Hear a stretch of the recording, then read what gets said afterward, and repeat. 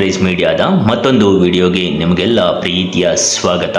ಕನ್ನಡದ block buster ಸಿನಿಮಾಗಳಾದ ಮುಂಗಾರು ಮಳೆ ಮತ್ತು ಎಕ್ಸ್ಕ್ಯೂಸ್ ಮೀ ಚಿತ್ರಗಳನ್ನು ರಾಧಿಕಾ ಪಂಡಿತ್ ತಿರಸ್ಕರಿಸಿದ್ದು ಯಾಕೆ ಗೊತ್ತಾ? ಆ ಕಾರಣ ಕೇಳಿದ್ರೆ ನಿಮ್ಮ ಕಣ್ಣಲ್ಲಿ ನೀರು ಬರೋದು ಗ್ಯಾರಂಟಿ. ಕನ್ನಡ ಕಿರುತೆರೆ ಇತಿಹಾಸದಲ್ಲಿ ಸುವರ್ಣಾಕ್ಷರಗಳಲ್ಲಿ ಬರೆದಿಡುವ ಹೆಸರು ನಂದಗೋಕುಲ. ಅಂದು ಕರ್ನಾಟಕದ ಪ್ರತಿ ಮನೆಯಲ್ಲೂ ರಾತ್ರಿ ಧಾರಾವಾಹಿ ನೋಡಲು ಕುಳಿತರೆ ಸಾಕು, ಎಲ್ಲರ ಕಣ್ಣು ಹುಡುಕುತ್ತಿದ್ದು ಆ ಮುದ್ದು ಮುಖದ ಹುಡುಗಿಯನ್ನು. ಅವರೇ ರಾಧಿಕಾ ಪಂಡಿತ್. ಆರಂಭದಲ್ಲಿ ಕಾದಂಬರಿ ಧಾರಾವಾಹಿಯಲ್ಲಿ ತಂಗಿಯ ಪಾತ್ರದಲ್ಲಿ ಕಾಣಿಸಿಕೊಂಡರು. ನಂತರ ನಂದಗೋಕುಲ ಧಾರಾವಾಹಿಯಲ್ಲಿ ನಾಯಕಿಯಾಗಿ ಬಟ್ಟಿ ಪಡೆದ ರಾಧಿಕಾ ಅಕ್ಷರಂಶ ಕರ್ನಾಟಕದ ಮನೆ ಮಾತಾಗಿದ್ದರು.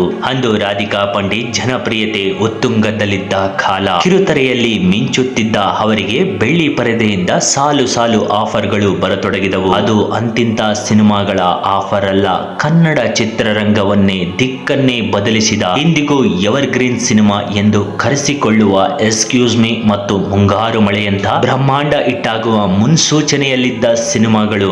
ಯಾವುದೇ ಹೊಸ ನಟಿಗಾದರೂ ಇದು ಕನಸಿನ ಅವಕಾಶ, ಸ್ಟಾರ್ ನಟರ ಜೊತೆ ನಟಿಸುವ ಭಾಗ್ಯ. ಆದರೆ ರಾಧಿಕಾ ಪಂಡಿತ್ ಅವರು ಈ ಸುವರ್ಣಾವಕಾಶವನ್ನು ನಯವಾಗಿ ತಿರಸ್ಕರಿಸಿದರು. ಯಾಕೆ? ಸಿನಿಮಾ ಬೇಡವೆಂದ್ರ ಅಥವಾ ಅವರಿಗೆ ಸಿನಿಮಾ ಆಸಕ್ತಿ ಇರಲಿಲ್ಲವೇ? ಖಂಡಿತ ಇಲ್ಲ. ಅದರ ಹಿಂದಿನ ಕಾರಣ ಕೇಳಿದ್ರೆ ರಾಧಿಕಾ ಪಂಡಿತ್ ಅವರ ಮೇಲಿನ ಗೌರವ ಇನ್ನು 100 ಪಟ್ಟು ಹೆಚ್ಚಾಗುತ್ತದೆ. ಆಗಿನ ಪರಿಸ್ಥಿತಿ ಹೇಗಿತ್ತೆಂದರೆ, ನಂದಗೋಕುಲ ಧಾರಾವಾಹಿಯ ನಿರ್ಮಾಪಕ ಮತ್ತು ಖ್ಯಾತಿಯ ಛಾಯಾಗ್ರಾಹಕ ಅಶೋಕ್ ಕ್ಯಾಪ್ಷನ್ ಅವರ ತೀವ್ರ ಅನಾರೋಗ್ಯ ಮತ್ತು ಆರ್ಥಿಕ ಸಂಕಷ್ಟವನ್ನು ಎದುರಿಸುತ್ತಿದ್ದರು. ಆ ಸಮಯದಲ್ಲಿ ಅವರ ಧಾರಾವಾಹಿಯೇ ಅವರಿಗೆ, ಅವರ ಕುಟುಂಬಕ್ಕೆ ಆಧಾರವಾಗಿತ್ತು. ರಾಧಿಕಾ ಪಂಡಿತ್ ಆ ಧಾರಾವಾಹಿಯ ಜೀವವಾಗಿದ್ದರು. ಅವರ ಅಭಿನಯಕ್ಕೆ ಜನರು ಟಿವಿ ಮುಂದೆ ಕೋರುತ್ತಿದ್ದರು. ಒಂದು ವೇಳೆ ರಾಧಿಕಾ ಪಂಡಿತ್ ಮೋಹಕ್ಕೆ ಬಿದ್ದು ಧಾರಾವಾಹಿ ಬಿಟ್ಟರೆ ಧಾರಾವಾಹಿಯ TRP ಕುಸಿದು ಬೀಳುತ್ತದೆ, ನಿಂತು ಹೋಗುತ್ತದೆ ಎಂದು ತಿಳಿದ ಅಶೋಕ್ ಕ್ಯಾಪ್ಷನ್ ಅವರ ಧರ್ಮಪತ್ನಿ ರಾಧಿಕಾ ಪಂಡಿತ್ ಅವರ ಬಳಿ ಬಂದು ತಮ್ಮ ಕಷ್ಟವನ್ನು ಹೇಳತೊಡಗಿದರು. ದಯವಿಟ್ಟು ಧಾರಾವಾಹಿಯನ್ನು ಅರ್ಧಕ್ಕೆ ಬಿಟ್ಟು ಹೋಗಬೇಡಿ, ನೀವು ಹೋದರೆ ನಮ್ಮ ಕುಟುಂಬ ಬೀದಿಗೆ ಬರುತ್ತದೆ. ನನ್ನ ಗಂಡನ ಅನಾರೋಗ್ಯ ಮತ್ತು ನಮ್ಮ ಆರ್ಥಿಕ ಪರಿಸ್ಥಿತಿ ಈಗ ನಿಮ್ಮ ಕೈಯಲ್ಲಿದೆ ಎಂದು ಕಣ್ಣೀರು ಹಾಕಿ ವಿನಂತಿಸಿಕೊಂಡರು.